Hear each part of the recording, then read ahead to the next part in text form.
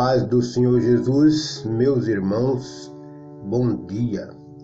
Meus irmãos, eu quero pedir para você, encarecidamente, inscrevam-se no meu canal do YouTube, José João, sem o acento, e compartilhem com seus contatos. A palavra de Deus, ela precisa ser espalhada pelo mundo. As pessoas precisam conhecer a palavra do Senhor. E você é uma ferramenta muito importante nesta obra. É só compartilhar com seus contatos para que a gente possa multiplicar, triplicar cada vez mais a palavra do Senhor. Para que toda a humanidade possa alcançar, cada um fazendo a sua parte. Amém?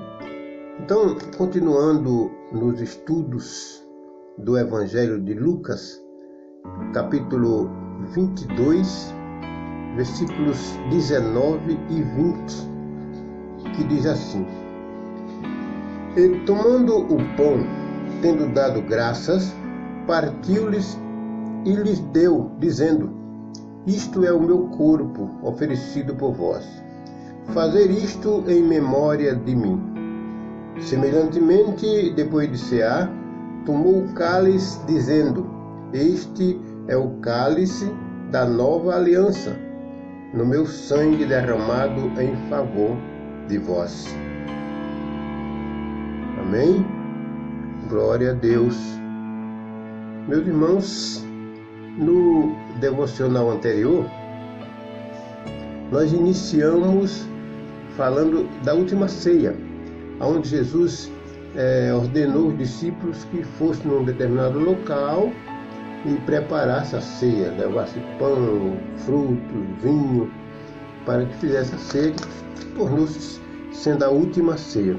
Após aquela ceia, o Senhor Jesus foi lá para o Getsemane orar, e ali mesmo os soldados foram e o prenderam, porque ele foi traído por um dos discípulos, Judas Iscariotes.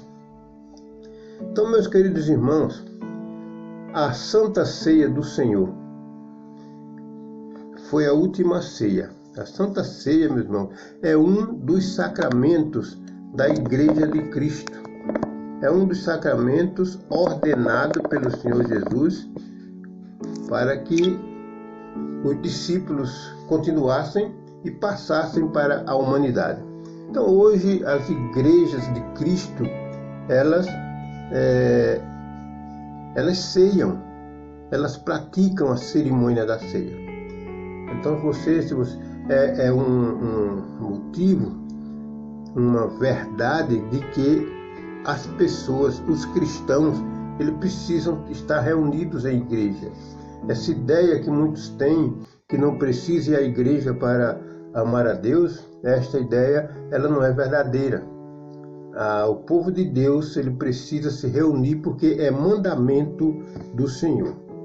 Então, a ceia do Senhor, ela deve ser realizada nas igrejas.